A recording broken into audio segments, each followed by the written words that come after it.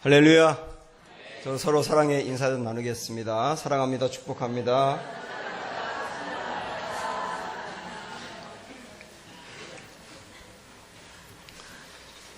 다음 주가 추수감사 주일이기 때문에 이번 한 주일 동안 감사의 마음을 품고 살기를 소망하면서 감사하기를 배우라, 이런 제목으로 말씀을 드리겠습니다. 찰스 스윈돌이라고 하는 목사님이 쓰신 계절이라고 하는 시가 있습니다. 여러분 스크린 한번 보시면 제가 쭉 읽어드리겠습니다. 봄의 계절, 나는 여름을 기다렸네. 그 따뜻한 햇살과 시원한 들녘을. 여름의 계절, 나는 가을을 기다렸네. 화려한 잎사귀들의 추락과 그 신선한 차가움을. 가을의 계절, 나는 겨울을 기다렸네. 아름다운 흰눈, 그리고 연휴의 즐거움을. 겨울의 계절, 나는 봄을 기다렸네. 그 따뜻함, 그리고 그 자연의 눈부신 소생함을.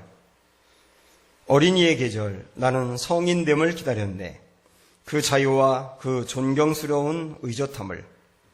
20대의 계절, 나는 30대를 기다렸네. 그 성숙함, 그 화려한 변신의 때를. 중년의 계절, 나는 20대를 오히려 동경했네. 그 푸른 젊음과 자유의 시대를. 은퇴의 계절, 나는 중년의 때를 오히려 동경했네. 그 정성 어린 때, 땀 흘려 생의 한계에 도전하던 그 시대를. 그러나 이제 나의 생은 다하고 나는 결코 나의 원함을 얻지 못했다네. 사람들의 마음을 보여주는 겁니다. 끊임없이 동경하는 겁니다. 현재 나의 상황과 다른 사람의 상황, 다른 때의 상황 비교하면서 그때가 좋았다 하며 동경하는 거고요. 다른 사람과 나를 비교하면서 그 사람이 참 좋았다, 좋겠다, 또 부러워하고 동경하는 겁니다. 지금 내가 살아가고 있는 이 현재, 지금이 제일 좋다 이러는 사람이 별로 없거든요. 저는 30대 목회할 때는 40대가 되면 좋겠다. 그때가 되면 담임 목사도 되고 그때가 되면 정말 마음 놓고 목회할 수 있어 좋겠다. 그렇게 생각을 했거든요. 근데 제가 이제 50줄에 딱 들어왔는데 30대가 부러운 거예요. 그 열정을 가지고 막 마구마구 도전해 갔던 그때가 그렇게 부러울 수가 없어요. 60대 되는 어떤 목사님이 저를 보고 이 목사 좋겠다. 내가 그 나이에만 되면 얼마나 좋을까 그러시더라고요. 끊임없이 우리는 이렇게 동경한단 말이죠. 그 말은 다르게 말하면 현재에 만족하지 못한다 그 말입니다. 그런데 사도 바울을 보세요. 사도 바울은 지금 옥에 갇혀 있습니다. 전도를 하다가 잡혀서 옥에 간 겁니다. 이때 당시에 나이가 60세 정도로 보입니다. 평균 연령으로 본다면 굉장히 연로한 거죠. 연로한 그분이 그 차갑고 험악한 옥에서 매일매일 살아야 되니 얼마나 힘들겠어요. 그곳에서 쓴 게 빌립보서예요. 이 빌립보서는 기쁘다는 말이 16번이나 나옵니다. 정말 그는 마음의 기쁨이 넘쳐서 기뻐하라, 나 기쁘다 이렇게 표현하고 있거든요. 오늘 우리가 읽은 말씀 10절에서도 역시 이 기쁘다는 말씀을 표현하고 있는데 보세요. 시작. 내가 주 안에서 크게 기뻐함은 너희가 나를 생각하던 것이 이제 다시 싹이 나미니 너희가 또한 이를 위하여 생각은 하였으나 기회가 없었느니라. 바울은 감옥 안에서 크게 기쁘다고 말합니다. 이유가 뭐냐면 빌립보 교회 교인들이 바울에게 영치금을 보냈거든요. 돈이 생겨서 기쁘다는 거냐? 그게 아니고요. 성도들이 나를 생각하는 그 사랑을 알았기 때문에 기쁘다는 거예요. 그러니까 이 바울은 그 옥에서 고생하면서도 소소하고 작은 거에 대해서도 크게 기뻐할 수 있는 사람이었다는 거예요. 그러면 만약에 바울이 영치금을 받지 못했으면 어떠했을까? 11절 이어서 나오는 말씀 보세요. 시작. 내가 궁핍함으로 말하는 것이 아니라 어떠한 형편에든지 나는 자족하기를 배웠다는 거예요. 어떠한 형편에든지. 그 말은 뭐냐면 옥에 있든 밖에 있든 풍부하든 부족하든 윤택하든 공고하든 어떤 상황에 처해 있든지 내 마음은 늘 자족했다는 거예요. 자족했다는 말은 다르게 말하면 감사했다는 거죠. 여러분, 이게 가능할까요? 어떤 신혼부부가 있습니다. 아내는 아이를 가졌는데 임신 7개월이에요. 이들은 돈이 없어서 옥탑방에 살고 있습니다. 창문도 별로 없고요. 여름에는 그렇게 더울 수가 없고 겨울엔 너무너무 추워요. 그 집에 살고 있어요. 남편은 세차장에서 일을 합니다. 그 신혼부부가 다니는 교회의 담임 목사님이 어느 날 그 성도가 일하는 세차장을 지나가면서 아유, 우리 교우가 일 잘하고 있을까 하고 천천히 운전하면서 창문을 열고 내다보는 겁니다. 마치 점심시간이었는데 아내가 아마 도시락을 싸갖고 왔나 봐요. 한 구석에서 둘이 의자에 앉아가지고 식사를 함께 하는데 그 모습이 천국입니다. 서로 먹여줘요. 남편 얼굴에 묻어있는 거를 아내가 이렇게 떼줘요. 무슨 얘기를 하는지 소곤소곤 얘기를 하고요. 어떤 때는 빙그레 웃다가 어떤 때는 손뼉을 치면서 깔깔대고 웃다가 그 모습이 그렇게 아름다워서 목사님이 창문을 열고 한참 동안 서 있었다는 거예요. 상황과 환경은 너무나 열악하지만 감사할 수 있다는 거예요. 그러나 이것이 절대로 저절로 되는 것은 아닙니다. 어떻게 바울은 이 상황에서도 크게 기뻐할 수 있었을까? 11절, 12절 볼까요? 시작. 내가 궁핍함으로 말하는 것이 아니니라 어떠한 형편에든지 나는 자족하기를 어떻게 했다고요? 배웠노니 나는 비천에 처할 줄도 알고 풍부에 처할 줄도 알아. 모든 일 곧 배부름과 배고픔과 풍부와 궁핍에도 처할 줄 아는 일체의 비결을 어떻게 했다고요? 배웠다고요. 이 배웠다는 말이 연거푸 2번이나 이렇게 반복해 나옵니다. 이것이 이 어려운 열악한 환경에서도 감사할 수 있고 기뻐할 수 있는 것이 체념했다는 뜻은 아닙니다. 너무나 힘들고 어려우니까 에라 모르겠다 될 대로 되라 이런 의미의 체념은 아니에요. 만약에 그렇다면 기뻐한다고 얘기는 하지 않겠지요. 숙명으로 받아들였다는 뜻도 아닙니다. 이 상황에서도 나는 감사할 수 있었던 것은 감사하기를 배웠기 때문이라는 거예요. 자족하기를 배웠다. 일체의 비결을 배웠다. 배웠다는 말, 자족하기를 배웠다는 말은 다르게 말하면 감사하기를 배웠다는 거예요. 저절로 되는 것이 아니라 감사하기를 배우니까 되더라는 겁니다. 여러분, 사람의 본성은 불편하면 짜증내게 돼 있는 거예요. 어린아이들 보세요. 조금만 불편하면 마구마구 울지 않습니까? 그게 인간의 본성이라니까요. 그래서 내가 힘들고 어렵고 답답하고 원하는 것이 이루어지지 않으면 스트레스 받고 짜증내고 감사가 사라지는 게 본성이라니까요. 그런데 이 본성을 거슬러서 감사할 수 있었던 것은 배웠기 때문이라. 바울은 풍부할 때가 있었는데 풍부할 때에도 감사하기를 배우니까 교만에 빠지지 않고 감사합니다가 나왔고요. 공핍한 상황이 있었는데 그 상황에서도 감사하기를 배우니까 원망이 나오는 게 아니라 감사가 나오더라는 겁니다. 여기서 배운다라고 표현했는데 배운다는 말은 세 가지 정도의 뜻이 있습니다. 하나는 감사는 절대로 저절로 되는 게 아니라는 거예요. 배웠다는 말은 저절로 되는 게 아니라는 겁니다. 절대로 저절로 그냥 되는 게 아닙니다. 두 번째는 계속 훈련받아 가야 된다는 거예요. 감사가 이루어지려면 반복적으로 훈련받아 가서 감사를 배워가야 된다는 얘기예요.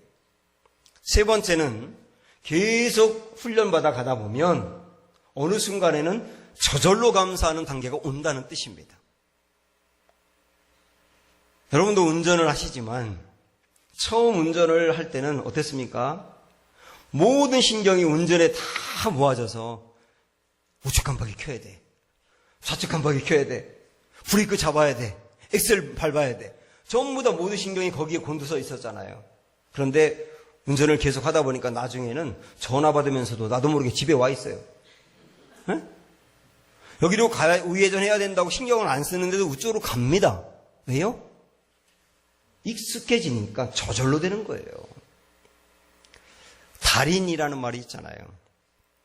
달인은 어느 정도 단계에 올라가 있는 사람을 말하지 않습니까? 어떤 경지에 올라간 사람을 달인이라고 하잖아요.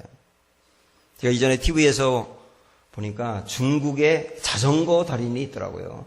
이 사람은 자전거를 얼마나 잘 타는지 자전거를 타고 평균대를 지나갑니다. 이렇게. 근데 그건 또 아무것도 아닙니다. 줄자를 쫙 피더니만 줄자 위를 조금도 오차 없이 그대로 지나가는 거예요. 이게 어떻게 가능했겠어요? 끊임없는 반복된 훈련을 통하여 달인의 경지에 이르게 된 거예요. 여러분, 감사도 감사의 달인이 있습니다. 타고난 게 그런 것이 아니라 반복적인 훈련을 통하여 배우고 익혀서 나중에는 어떤 상황을 만나더라도 감사가 떠오르는 거예요. 그게 감사의 달인입니다. 우리가 그렇게 되기를 축복합니다. 그래서 이 감사의 달인이 되려면 정말 중요한 게 뭐냐면 생각이에요. 생각. 생각이란 말이 영어로 think지 않습니까? 그리고 감사가 think잖아요. 그래서 여러분 그런 말 아마 들어보셨을 텐데 think를 통해 thank를 배운다고 그래요. 생각을 통해 감사를 배운다. 어원이 똑같거든요. 많은 게 부족해서 감사할 수 없는 상황에 있다고 할 때 이 사람이 생각을 통하여 감사를 배워나갑니다. 자, 예를 들어볼까요? 가시곡이라고 하는 좋은 책이 있었는데 그 책에 이런 내용이 나옵니다. 이 저자가 한 번은 병원에 갔더니 이 기가 막힌 문구가 있는 겁니다. 자, 스크린 한번 보실까요? 이런 문구가 있어요. 당신이 헛되이 보낸 오늘 하루는 병상에서 그토록 살기 원하던 자들의 내일이었습니다. 내일이 보장이 안 된 환자들, 언제 죽을지 모르는 환자들에게 하루는 정말 소중했어요. 근데 그걸 모르는 사람은 허비한다 그 얘기죠. 병상에 누워있는 사람을 여러분 생각을 해보십시오. 병상에 누워서 오늘 내일 하는 사람이 돈이 없다고 원망하겠어요? 출세하지 못했다고 원망하겠어요? 마누라가 얼굴이 예쁘지 않다고 원망하겠어요? 그 병실에 누워서 내일 모레 하는 사람은 그렇게 열악한 상황인데 거기서 그 사람은 생각을 하는 거예요. 야, 이 생명이 붙어있다는 게 이렇게 감사하구나. 응? 생명이 붙어있다는 게 감사하다는 생각을 가지면 우리가 그 생각을 만약에 하고 산다면 지금 내 상황이 힘들고 어려워도 오늘 하루 또 내게 생명이 주어지고 내일 또 하루 생명이 주어진 거 그거를 감사할 수 있다 그 말이에요. 어떤 한 여자 의사가 있습니다. 미국에 있는 병원에서 일하는 의사인데 이분이 교통사고를 당해가지고 뇌를 다쳤어요. 처음에는 의사가 사는 게 불가능하다. 그리고 설령 기적으로 살더라도 기억상실증에 빠지게 될 거다. 그렇게 진단을 했습니다. 근데 정말 기적이 일어나서 하나님의 은혜를 받아가지고 이분이 죽지 않고 살았습니다. 그리고 기억도 돌아왔어요. 그런데 수술을 하는 바람에 이 뇌의 15%를 잘라냈습니다. 제가 인터넷에서 그분의 사진을 직접 봤는데 이 진짜 머리가 흉측합니다. 근데 그분은 그 모습을 그냥 갖고 사는 거예요. 그래서 지인들이 보기가 안 좋으니까 이 머리를 길러서 덮으라고 그러는데 안 덮고 그냥 사는 겁니다. 그러면서 이분이 하는 말을 여러분 들어보세요. 사람이 간사해서 처음에는 모든 게 다 감사하고 생명 준 것만으로도 감사한데 근데 사람의 마음은 처음엔 그랬다가 힘들고 어려우면 불평이 생기고 감사가 떠난다는 거예요. 그래서 자기가 이 머리를 그냥 그대로 두고 샤워를 할 때마다 거울을 보면 하나님, 내가 살아서 감사합니다. 내 생명 주셔서 감사합니다. 늘 그 머리를 볼 때마다 감사가 나온다는 겁니다. 그러니까 이분도 늘 감사할 수 있었던 것은 자기에게 현재 주어진 그 상황 속에서 생명 주신 것을 생각하니까 감사가 나오더라는 거예요. 그래서 생각을 통하여 감사로 가는 거거든요.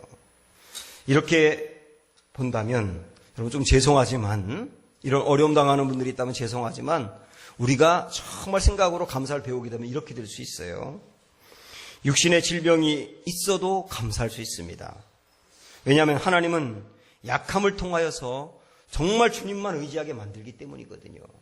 내가 힘들고 어렵고 고독하고 외로울 때에도 감사할 수 있어요. 왜냐하면 그럴 땐 정말 주님이 내 바로 옆에 있는 것처럼 가까이 느껴지게 되거든요. 내가 계획한 일이 이루어지지 않았다 해도 감사할 수 있어요. 왜냐하면 내가 원하는 대로 다 되기만 하면 사람은 교만에 빠지게 되거든요. 교만하지 않도록 나를 붙잡아 줄 수 있는 기회가 되니까 감사한 거지요. 경제적으로 어려움이 있을 때도 감사할 수 있어요. 왜냐하면 그때 드디어 눈물 젖은 빵을 먹어보는 사람들의 마음을 이해할 수 있기 때문에 내 마음이 낮아져서 사람들을 포용하게 되는 거예요.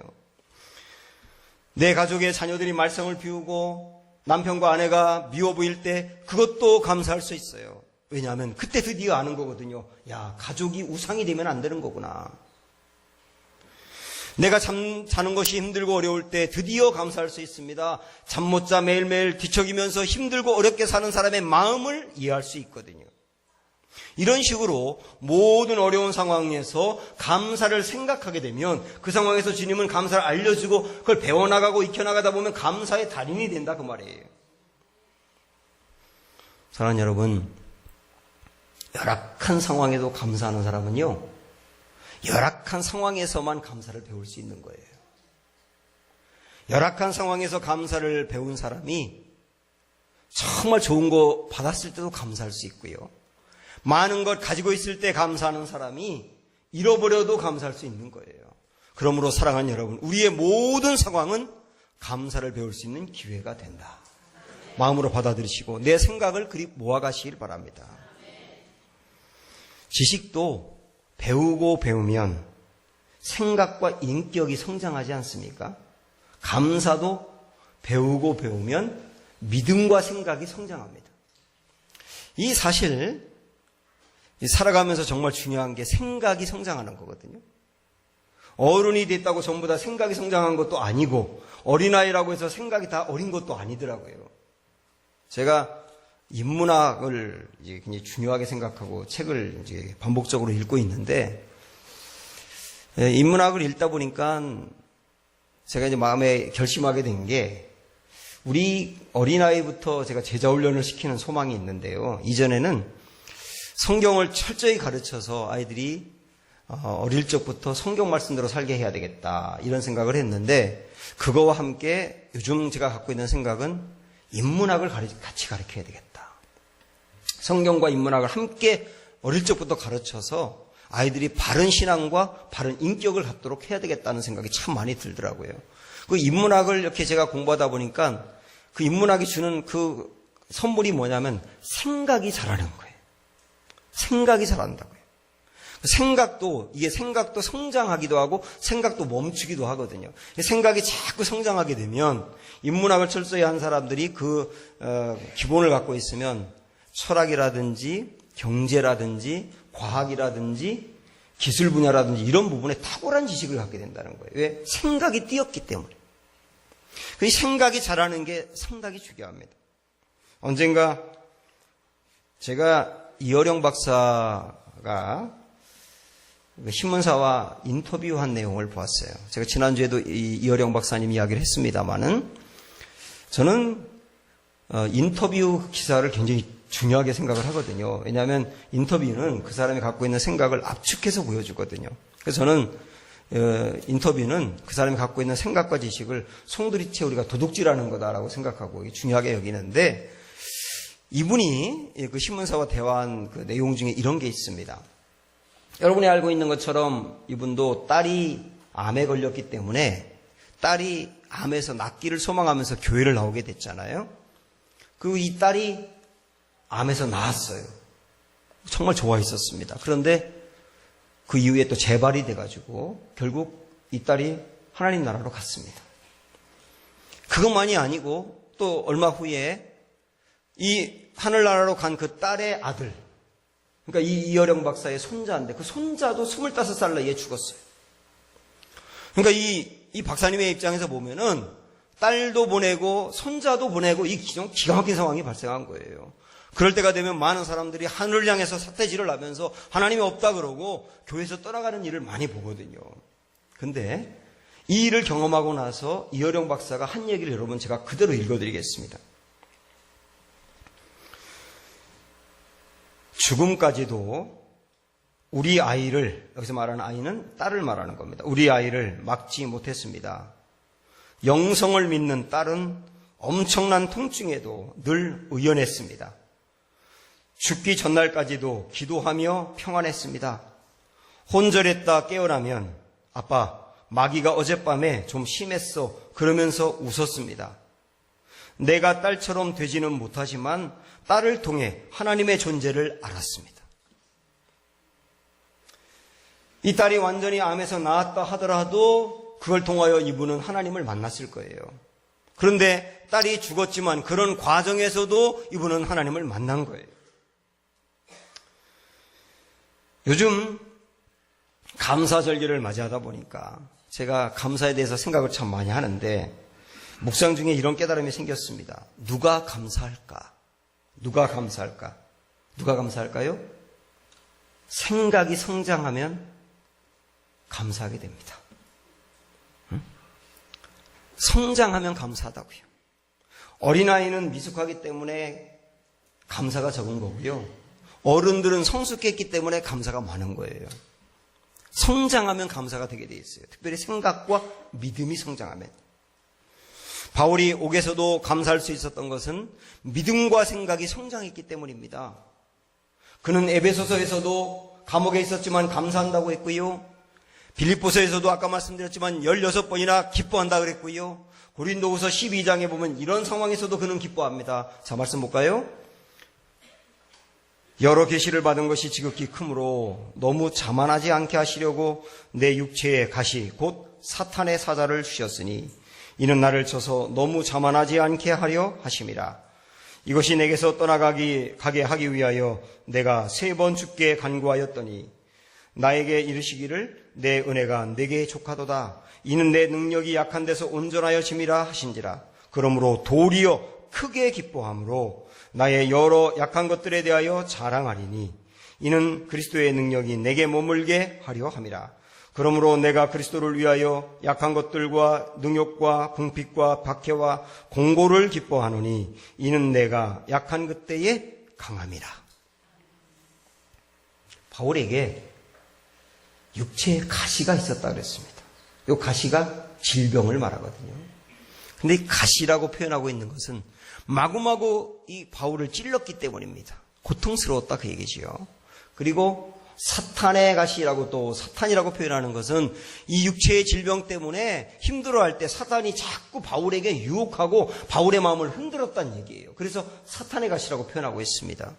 바울은 이 질병이 사라지기를 3번 기도했다고 나오는데 여기서 말하는 3번이 꼭 하나, 둘, 3번을 의미하는 게 아니라 여러 번 기도했다는 의미겠죠. 여러 번 기도했는데 불행히도 하나님이 고쳐주지 않았어요. 그런데 바울은 뭐라고 말하냐면 크게 기뻐한다고 말을 해요. 오히려 자랑한다고 말합니다. 왜 이렇게 말할까? 성장하니까. 생각도 성장하고 믿음이 성장하니까 그 상황에서 응답받지 못했는데 도리어 감사가 나오더라는 겁니다. 그는 무엇을 깨달았을까요? 생각이 성장하고 믿음이 성장하니까 이런 걸 깨닫게 됩니다. 아, 내가 참 받은 게 많은데 영적인 은사도 많이 받아서 나는 교만할 수 있는 가능성이 참 많은 사람인데 이 질병도 없고 내게 문제가 하나도 없고 내가 원하는 대로 다 풀리기만 하면 나는 정말 교만해질 수 있는 가능성이 있는 사람이야. 하나님은 교만해지면 안 되니까 그러지 않도록 내게 이 숙제를 여전히 주는 거구나. 이전에 암에 걸렸다가 나은 분이 이런 말 한 적이 있어요. 암에 걸렸다 나아도 5년 동안 유예 기간이 있지 않습니까? 5년이 지난 다음에 완치 판정을 받잖아요. 그분은 이 5년을 이렇게 해석하는 거예요. 내가 병이 나았을 때는 처음에 기쁘고 감사했는데 조금 지나면 감사도 사라지고 믿음도 사라질 것 같으니까 하나님이 5년 동안 유예 기간을 주는 거다. 계속 기도하라고, 계속 주님을 바라보라고, 그래서 믿음이 더욱더 성장해야 된다고, 그렇게 나를 붙잡아주는 은혜의 기간이라고 해석한다는 거예요. 이게 뭐냐면 생각과 믿음이 성장했다는 뜻이에요. 바울은 또 하나 이렇게 생각합니다. 내가 육체의 질병이 있어서 약하다. 내가 지금 약한 상태다. 그런데 참 놀라운 것은 약한 상태인 나에게 하나님이 나를 도리어 강하게 부어주어서 나를 쓰더라는 거예요. 약한 내가 약한 상태에서 도리어 하나님의 능력을 강하게 나타나더라는 겁니다. 그래서 하나님의 능력을 더 강하게 경험할 수 있으니 이거 정말 감사하고 기쁜 일이 아니냐라고 받아들이는 겁니다. 가끔 교우들 중에서 저에게 찾아와서 어려운 이야기를 하고 기도 부탁을 하는 분들이 있어요. 기도해달라고. 저는 그분들을 위해서 기도하거든요. 그리고 시간이 좀 지나서 저에게 기도 부탁을 한 그 교우들의 얼굴을 보면 처음 저를 찾아왔을 때는 수심이 가득하고 힘들고 어려웠는데 나중에 그 얼굴을 보면 평안해진 걸 봐요. 그럼 저는 마음속으로 어떤 생각하냐면 문제가 해결됐나 보다. 그리고 이제 조심스럽게 물어보지 않겠어요? 그 문제 잘 해결됐냐고. 그러면 해결됐다고 말하는 분도 있지만 여전히 그 문제는 그대로 있다고 말하는 분도 있어요. 근데 그 얼굴이 변화가 된 겁니다. 왜 그럴까요? 자기에게 있는 이 문제를 놓고 기도하다 보니까 하나님 붙들고 기도하고 주님 매달리다 보니까 성장이 된 거예요. 뭐가 성장이 되냐면 생각이 성장되고 믿음이 성장된 거예요. 그러다 보니까 이런 것들이 이루어지게 되는 겁니다. 하나는 그 아픔을 감당할 만한 힘이 생기는 거예요. 이전에는 그 아픔과 고난 때문에 내가 그냥 넘어져 버렸고 감당 자체를 못했는데 내가 생각과 믿음이 성장하다 보니까 감당할 수 있는 힘이 생기더라는 거예요. 그래서 또 하나는 뭐냐면 그 고난과 아픔을 하나님의 관점에서 해석할 수 있는 눈이 생기는 거예요. 이게 참 나는 불행한 일로만 생각을 했는데 이게 내 믿음을 붙잡아 주는구나. 이것 때문에 내 가정이 다시 사는구나 하고 생각지도 못했던 하나님의 관점이 생각나면서 그것으로 상황을 해석하니까 평안함이 임하게 되는 거예요. 그래서 생각과 믿음이 성장하면 감사가 회복되는 것은 틀림없는 사실이에요. 어떤 사람이 꿈을 꿨는데 꿈속에서 자기가 보트를 타고 막 달려가더랍니다.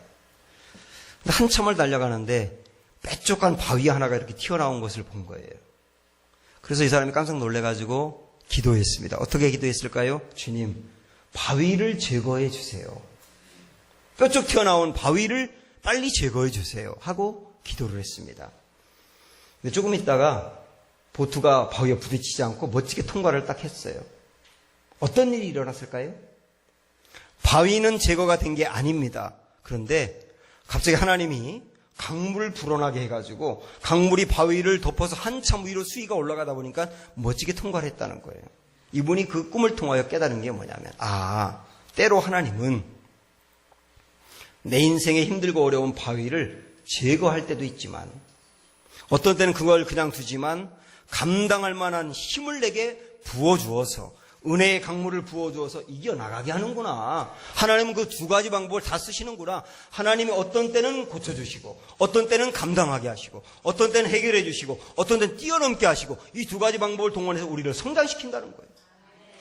이 둘 다를 알고 신앙생활 하셔야 되는 겁니다. 이렇게 자족하기를 배워나가시기를 축원합니다. 생각을 통하여 이렇게 자족하기를 배워나가면 어떤 일이 일어나느냐. 13절 우리 마지막 말씀인데요. 시작. 내게 능력 주시는 자 안에서 내가 모든 것을 할 수 있느니라. 정말 여러분 좋아하는 구절이시죠? 식당 오픈하면 이 액자를 갖다 붙여놓고 장사 시작하면 이거 붙여놓고 이게 아니면 내 시작은 미약했으나 나중은 창달이라 둘 중에 하나는 꼭 있어요. 근데 이 말씀을 여러분 해석을 잘 하셔야 됩니다. 내게 능력 주시는 자 안에서 내가 모든 것을 할 수 있다. 여기서 말하는 모든 것이 무엇일까요? 어떤 사람이 이렇게 생각합니다. 내가 지금은 공부를 엄청 못하지만 내게 능력 주시면 공부를 잘할 수 있다. 내가 지금 돈이 없지만 하나님 능력 주시면 갑자기 부자가 될 수 있다. 뭐 그렇게 하실 수 있는 하나님이세요. 근데 그렇게 해석하면 안 되는 본문이에요.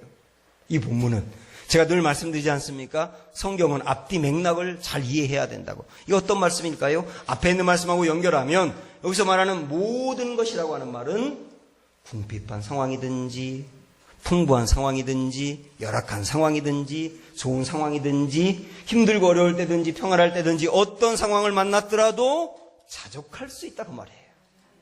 감사할 수 있다 그 말이에요. 능히 될 수 있다고. 어떻게 하면요? 내게 능력 주시는 자 안에서. 하나님은 내게 능히 능력을 주어서 그 상황에서도 이겨낼 수 있는 힘을 주신다고 말이에요. 여러분 이걸 소망하시기를 축복합니다. 그래서 이 본문을 13절의 말씀을 다른 영어 성경으로 이렇게 의역을 하니까 이렇게 해석할 수 있습니다. 내게 끊임없이 힘을 불어넣어 주시는 자 안에서 내가 긍정적인 힘이 생긴다.